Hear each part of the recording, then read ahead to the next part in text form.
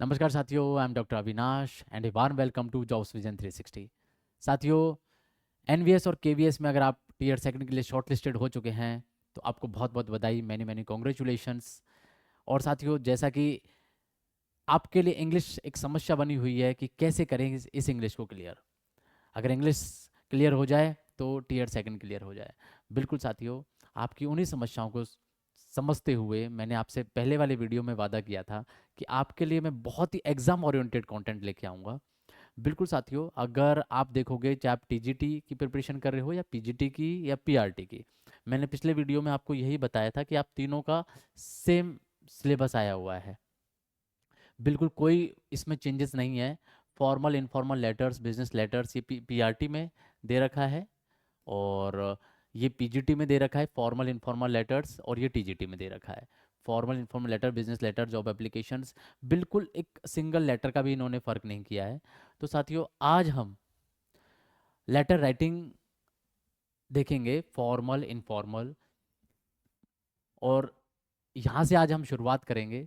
और जहाँ पे अगर आप कहीं और देखोगे तो जहाँ घंटे का वीडियो बनता है, मेरी पूरी कोशिश रहेगी कि घंटे भर का कंटेंट आपको कुछ मिनटों में दे दूँ, जिससे आपका कम से कम टाइम खराब हो।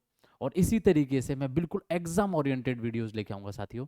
इसलिए चैनल को सब्सक्राइब कर लें, बेल आइकन को दबा लें। एग्जाम तक आपके लिए इतना बढ़िया बढ़िया कंटेंट लेके आऊँगा कि आपके लिए ये समझिए एग्जाम क्लियर करना बहुत आसान हो जाएगा। चलो साथियों, लेकिन हाँ, आपका प्यार मिलना चाहिए। अगर आपने शेयर नहीं किया, सब्सक्राइब नहीं किया, तो फिर हो सकता है मैं बैकफुट हो जाऊँ। चलो देखते हैं साथियों, मजाक की बात। फॉर्मल लेटर्स और इनफॉर्मल लेटर्स। अब टू टाइप्स के लेटर्स होते हैं, formal and informal letters. Letter writing is an important part of English grammar and communication skill. It tests format, expression, coherence, tone and purpose. There are two main types होते हैं, formal and informal. अब हम informal letters को, पहले हम formal letter देखते हैं साथियों कि क्या होता है फॉर्मल लेटर, कैसा होता है फॉर्मल लेटर, और कहाँ काम में लिया जाता है फॉर्मल लेटर, किसको लिखा जाता है फॉर्मल लेटर, और कौन लिखते हैं। ठीक है। सो साथियों, formal letter, a formal letter is written for official, professional और बिजनेस पर्पज से लिखा जाता है। The tone is polite, respectful and objective होती है। जो सबसे काम की बात है वो देखिए कि किसको लिखा जाता है। ये किसी अथॉरिटी को लिखा जाता है, कोई भी अथॉरिटी हो सकती है। जैसे आप किसी अधिकारी को लिख रहे हो, आपके एरिया में समस्या है कि ये है, आप चाहे सीएम को लिखो, पीएम को लिखो, चाहे आप प्रेसिडेंट को लिखो, चाहे आप आपके डीएम को लिखो, एसडीएम को लिखो, चाहे आपके यहाँ पे जो एक्सीएन है उसको लिखिए, चाहे आप एमसीडी में लिख रहे हो, किसी को भी लिख रहे हो, अगर आप एक ऑफिशियली लेटर लिख रहे हो, वो आपका फॉर्मल लेटर कहलाता है साथियों। इसमें ये बिजनेस पर्पस से भी हो सकता है, तो उसकी भी जो, उसको भी हम फॉर्मल कैटेगरी में ही कंसिडर करते हैं। इसकी जो टोन होती है वो हमेशा पोलाइट और रेस्पेक्टफुल होती है, इसका ध्यान रखना है। ठीक है। ऑफिशियल लैंग्वेज होती है, क्लियर एंड कॉन्साइज होता है, बिल्कुल स्पष्ट बात होती है, और सटीक बात होती है, कॉन्साइज बिल्कुल और संक्षिप्त में होती है। ध्यान रखिएगा, प्रॉपर फॉर्मेट मैंडेटरी है, और जो इसका प्रॉपर फॉर्मेट है वो बिल्कुल मैंडेटरी होता है। ठीक है। फॉर एग्जाम्पल, किस तरीके से, देखो, सेंडर्स, सबसे पहले अगर आप बात करोगे तो सेंडर्स एड्रेस होता है। सेंडर्स एड्रेस क्या हो गया भाई? सेंडर्स एड्रेस मतलब जो भेज रहा है, जो लिख रहा है, सबसे पहले उसका एड्रेस आता है यहाँ पे। ठीक है। उसके बाद में एक लाइन छोड़ना है आपको, फिर आएगी डेट। ओके। अब डेट कैसे लिखनी है? डेट लिखनी है साथियों, जैसे आप 26, फिर यहाँ पे आपको मार्च लिखना है, 26 मार्च 2026। ये भी नहीं आएगा, ये भी नहीं आएगा। 26 मार्च 2026, ये बेस्ट तरीका माना जाता है डेट लिखने का। तो आप वैसे ना लिखे 26 मार्च 2026, इस तरीके से ना लिखें, ये गलत मानी जाती है साथियों। हाँ, आप ऐसे लिख सकते हो, March 26 2026 ऐसे भी लिख सकते हो, लेकिन फिर भी जो बेस्ट तरीका माना जाता है वो ये माना जाता है। ठीक है। रिसीवर्स एड्रेस, अब आप जिसको लिख रहे हो, अब उसका एड्रेस आएगा। भाई किसी भी ऑफिस को लिख रहे हो, कोई भी एसडीएम को लिख रहे हो, किसी को भी लिख रहे हो आप, तो उसका एड्रेस आ जाएगा यहाँ पे। ठीक है, ओके। फिर सब्जेक्ट आएगा। सब्जेक्ट बहुत इंपॉर्टेंट चीज है ये। अब सब्जेक्ट, सब्जेक्ट होना चाहिए आपका बिल्कुल सटीक होना चाहिए, एक लाइन में आपका पता चल जाए कि आप क्या लिख रहे हो। ठीक है। इनफॉर्मल और फॉर्मल में जो सबसे बड़ा डिफरेंस है वो यही है कि यहाँ पे हमारा सब्जेक्ट आता है और इनफॉर्मल में हम सब्जेक्ट नहीं लिखते। ठीक है। सब्जेक्ट से ये फायदा होता है, जैसे कोई भी अथॉरिटी है, कोई भी गवर्नमेंट ऑफिस है, या कोई भी फर्म है, वहाँ पे बहुत सारी एप्लीकेशंस आई है, बहुत सारे लेटर्स आए हैं। अब कोई ऐसे भी एप्लीकेशंस हो सकती है जिनको आज ही एक्शन लेना तुरंत जरूरी है। अब उनको इतनी भीड़ में कैसे पता चलेगा, तो एप्लीकेशन को देखते ही, लेटर को देखते ही, उसके सब्जेक्ट को देखते ही पता चल जाए कि ये कितना इंपॉर्टेंट है, इस पे आज ही एक्शन लेना मैंडेटरी है, या 2 दिन बाद में भी ले ले तो भी चल जाएगा। तो साथियों, सब्जेक्ट आपका इसलिए बहुत मायने रखता है। ठीक है। बिल्कुल सटीक होना चाहिए और टू द पॉइंट होना चाहिए। ओके। सैल्यूटेशन। अब सैल्यूटेशन क्या होता है? सैल्यूटेशन होता है साथियों अभिवादन। आप, सर, मैडम। ठीक है, तो ये बिल्कुल सीक्वेंस है साथियों, कोई भी आप ऊपर नीचे नहीं कर सकते हो। सेंडर्स एड्रेस आएगा, डेट आएगा, रिसीवर्स एड्रेस आएगा, सब्जेक्ट लाइन आएगा, और फिर सैल्यूटेशन आएगा, सर या मैडम आप लिखोगे। उसके बाद में उसके नेक्स्ट लाइन से ही, बिल्कुल एक लाइन का स्पेस नहीं देना, उसके नेक्स्ट से ही आप अपना फिर स्टार्ट कर दोगे इंट्रोडक्शन। ठीक है। मैं अभी एग्जांपल भी दूंगा, इससे हम निकलते हैं, आपको पूरा फॉर्मल लेटर और इनफॉर्मल लेटर सब दिखाऊंगा साथियों। बॉडी ऑफ द लेटर, फिर हम उसमें सबसे पहले हम इंट्रोडक्शन देंगे। ठीक है, शुरुआत करेंगे, बात को बताएंगे क्या है। फिर उसका मेन कंटेंट आएगा, क्या आपकी समस्या है, क्या चाहते हो। ठीक है। लास्ट में आप उसको कंक्लूड करोगे, उसका कंक्लूजन निकालोगे कि अब हमारी समस्या को इस तरीके से आप सुलझा दें, या जो उसको कंक्लूड करोगे मैं बताता हूं आपको। फिर कॉम्प्लीमेंट्री क्लोज करोगे। अब कॉम्प्लीमेंट्री क्लोज किसे कहते हैं? यूर सिंसियरली और फेथफुली, इस तरीके से आप उसको कॉम्प्लीमेंट्री क्लोज करोगे। अब ये भी आता है सिंसियरली कहाँ लिखना है, फेथफुली कहाँ लिखना है। तो साथियों इसमें भी फर्क होता है। अगर आप पहले, आपके लिए बिल्कुल अननोन है वो पर्सन जिसको आप लिख रहे हो, तो फेथफुली लिखते हो। और उसको आप जानते हो, कोई भी हायर अथॉरिटी है, आपका स्कूल का प्रिंसिपल है, अब आप उसको जानते हो, ऐसा तो है नहीं आप पहली बार उससे बात कर रहे हो, तो उस वहां पे आप लिखोगे सिंसियरली। लेकिन आप किसी एसडीएम को लिख रहे हो, उसके आपका कोई आपका उससे कोई ताल्लुकात नहीं है, जानते नहीं हो, तो वहां पे आप फेथफुली लिखोगे। ठीक है साथियों। फिर आपका सिग्नेचर आएगा, नेम आएगा, और डेजिग्नेशन इफ रिक्वायर्ड, ये ध्यान रखिए। अब जैसे आप कोई समस्या पे लिख रहे हो, प्रॉब्लम पे लिख रहे हो, आपके यहाँ पे भाई इलेक्ट्रिसिटी की प्रॉब्लम है, आपने एमसीडी को लिखा, तो वहाँ पे आपकी डेजिग्नेशन की there is no requirement of mention your designation. ठीक है। लेकिन अगर आप अपने डिपार्टमेंट से, आप कोई खुद अपने टीचर हो या किसी भी हो, और अपने ही हायर अथॉरिटी को लिख रहे हो, वहाँ पे आपके डेजिग्नेशन मस्ट है। ठीक है साथियों। तो साथियों सबसे पहले सेंडर्स एड्रेस आएगा, ठीक है, जो लिख रहा है। ओके। फिर डेट आएगी, फिर जिसको हम लिख रहे हैं रिसीवर्स एड्रेस आएगा, फिर सब्जेक्ट आएगा, फिर सैल्यूटेशन आएगा, अभिवादन आएगा, फिर बॉडी का जो कंटेंट है वो स्टार्ट हो जाएगा, हम इंट्रोडक्शन से उसे स्टार्ट करेंगे।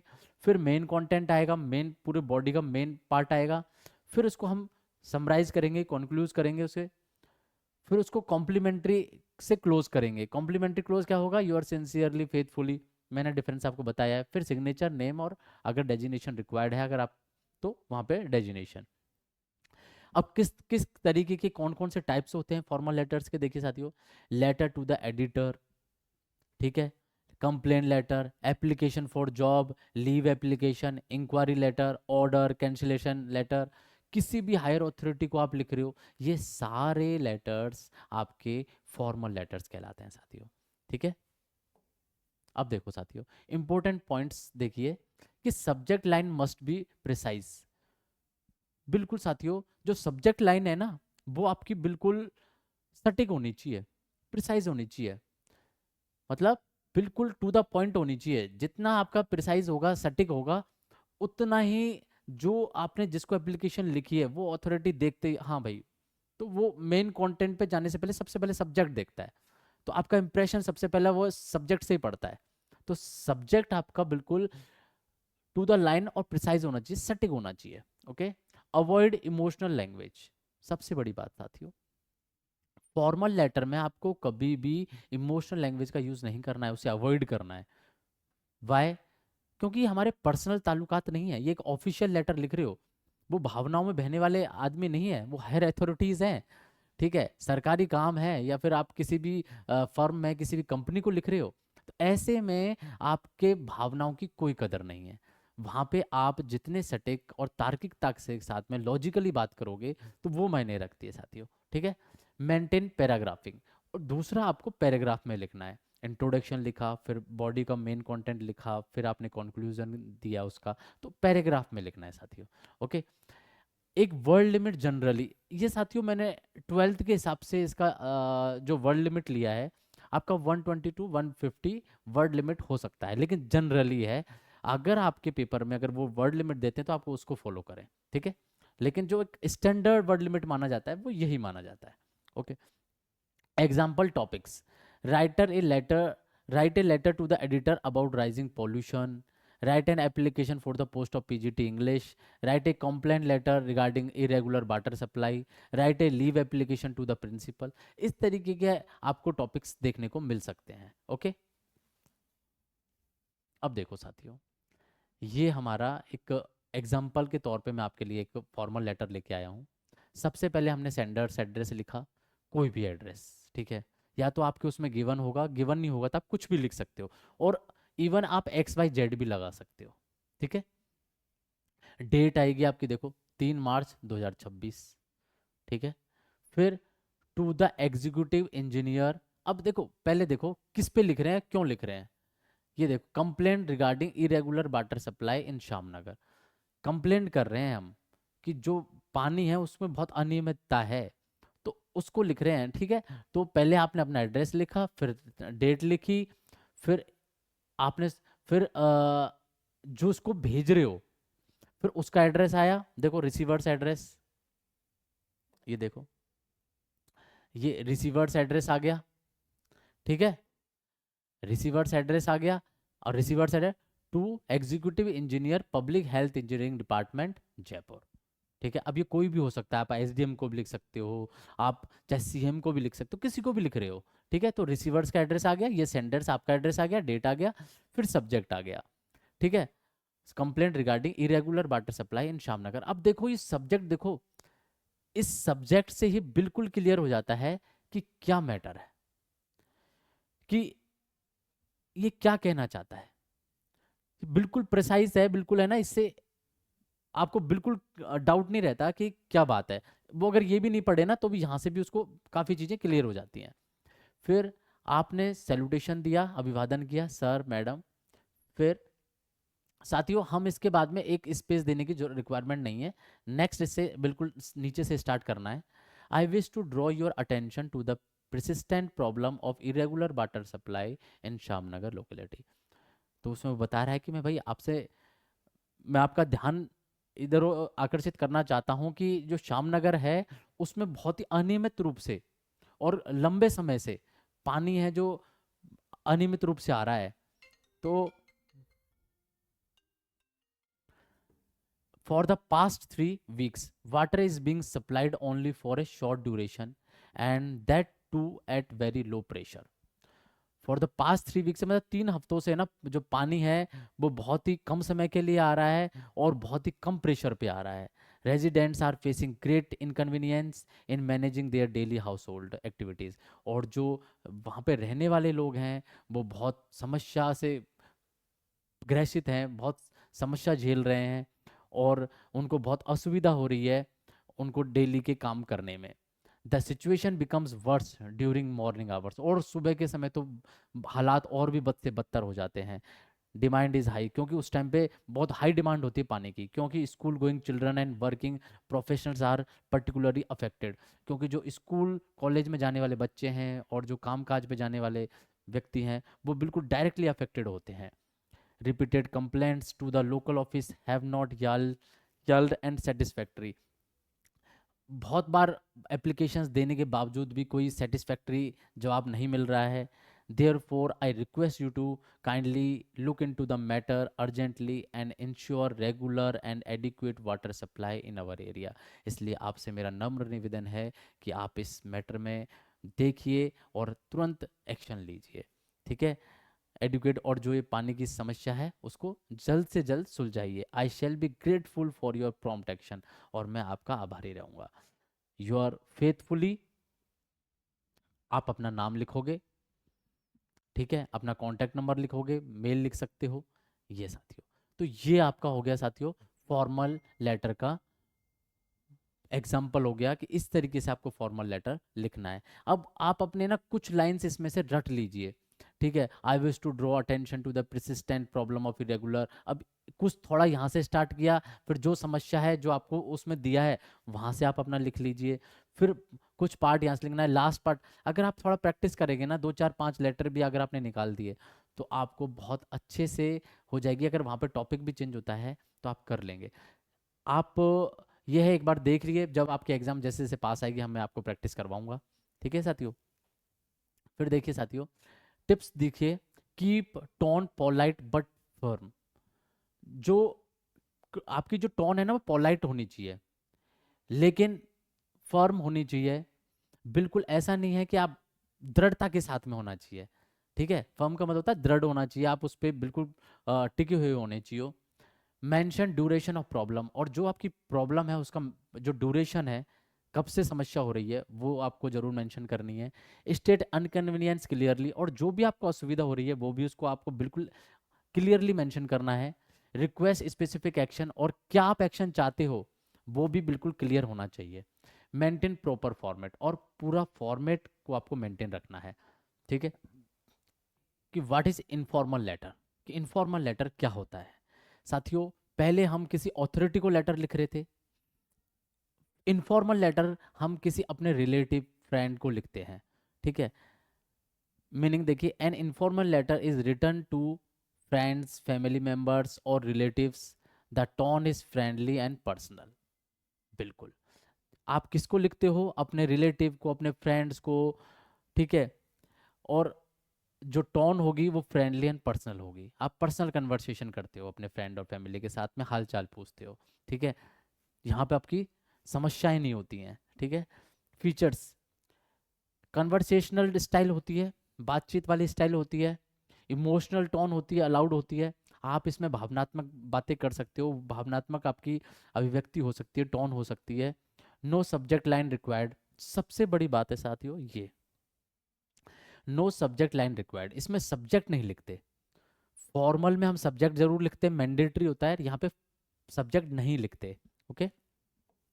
दूसरा साथियों, फॉर्मेट देख लीजिए। सेंडर्स एड्रेस, डेट आ गई, आपका सब्जेक्ट हट गया, फिर सैल्यूटेशन आ गया डायरेक्ट। अब सैल्यूटेशन में फर्क आ गया, पहले वहां पे हम रेस्पेक्टेड सर मैडम कर रहे थे, यहाँ पे dear Ravi, my dear friend. मतलब आप अपने किसी दोस्त से या अपने किसी रिश्तेदार से तो बात कर रहे हो, या अपने घर वालों से बात कर रहे हो, तो वहां पे आप आदरणीय, या फिर आप ऐसे थोड़ी ना बोलोगे, सर मैडम थोड़ी ना बोलोगे। तो यहाँ पे आप भाई प्रिय रवि, माय डियर फ्रेंड, मेरे प्रिय दोस्त, इस तरीके से बात करोगे। और फिर सैल्यूटेशन के बाद में नेक्स्ट आएगा बॉडी ऑफ द लेटर आ जाएगा, ठीक है। ओपनिंग, वही इंक्वायरी अबाउट वेलबिंग। शुरुआत में आप एक दूसरे के हालचाल पूछते हो, कैसे हो कैसे नहीं हो, अपने बताते हो और दूसरे पूछते हो। फिर मेन कंटेंट आ जाता है, और फिर क्लोजिंग रिमार्क्स आता है। जो कॉम्प्लीमेंट्री क्लोज है, अब यहाँ पे भी हमें कुछ बदलाव देखने को मिलते हैं। पहले हम कर लेते yours sincerely, yours truly, yours faithfully, यहाँ पे आएगा yours lovingly, yours affectionately, ये आ जाएगा। फिर वही आप अपना नाम लिखोगे, दैट्स इट, बस इतना ही है। कॉमन इनफॉर्मल टॉपिक्स देखिए। Letter to a friend about preparation for exam, letter describing a festival celebration. आप फेस्टिवल सेलिब्रेशन का आप डिस्क्राइब कर रहे हो अपने दोस्त को, अपनी एग्जाम की प्रिपरेशन के बारे में बात कर रहे हो अपने दोस्त से। Letter inviting a friend to a birthday party, अपने फ्रेंड को तुम बर्थडे पार्टी में बुला रहे हो। अपने घर वालों को तुम लिख रहे हो, अपने हाल चाल पढ़ाई के बारे में बता रहे हो। आप नई जगह पे शिफ्ट हो तो अपने घर वालों को लिख रहे हो, अपने माता पिता को लिख रहे हो। लेटर एडवाइजिंग ए यंगर ब्रदर, अपने अपने छोटे भाई को एडवाइस कर रहे हो, उसे बता रहे हो कि कैसे पढ़ना चाहिए कैसे नहीं। तो ये सारे फॉर्मल लेटर्स के टॉपिक्स हो सकते हैं साथियों। एक हम फॉर्मल लेटर इनफॉर्मल लेटर देखते हैं। मैंने साथियों शायद वहाँ पे वर्ड इन फॉर्मल वर्ड कर दिया था, ये इनफॉर्मल लेटर्स के टॉपिक हो सकते हैं। दूसरा साथियों, इनफॉर्मल लेटर की अगर बात करें तो एक ये एग्जांपल है हमारे साथ में सामने। क्वेश्चन ऐसा आ सकता है आपको, write a letter to your friend describing your preparation for competitive exams. एक लेटर लिखने के लिए बोला गया है कि अपने दोस्त को लेटर लिखिए और उसमें डिस्क्राइब करिए कि आपकी एग्जाम की प्रिपरेशन कैसी चल रही है, प्रिपरेशन फॉर कॉम्पिटिटिव एग्जाम्स। ठीक है, तो वही सेंडर्स एड्रेस आ गया, फिर डेट आ गई, सॉल्यूटेशन आ गया, फिर आपने स्टार्ट किया I hope you are in the best of health. ठीक है, आप बेलविंग पूछ रहे हो कि मैं उम्मीद करता हूँ आप बहुत बढ़िया होंगे। I am doing well and preparing sincerely for my upcoming competitive examinations. और मैं सिंसियरली बहुत अच्छे से प्रिपरेशन कर रहा हूँ, अब जो आने वाली कॉम्पिटिटिव एग्जामिनेशन है उसके बारे में बता रहा है अपने दोस्त को। Now A days I follow A strict study schedule, और आजकल मैं बहुत ही स्ट्रिक्ट शेड्यूल को फॉलो कर रहा हूँ। I revise each subject regularly, और सारे सब्जेक्टों को मैं बिल्कुल रेगुलरली रिवाइज कर रहा हूँ। Solve previous years question paper, और पिछले साल के पेपर्स को भी मैं रिवाइज कर सॉल्व कर रहा हूँ। It has help me understand the exam pattern and improve my confidence, जो एग्जाम पैटर्न को समझने में मुझे हेल्प कर रही है, और मेरा कॉन्फिडेंस भी उससे बढ़ रहा है। I also take short breaks and practise meditation to stick focused, और फोकस्ड रहने के लिए मैं छोटे ब्रेक्स लेता हूँ और मेडिटेशन करता हूँ।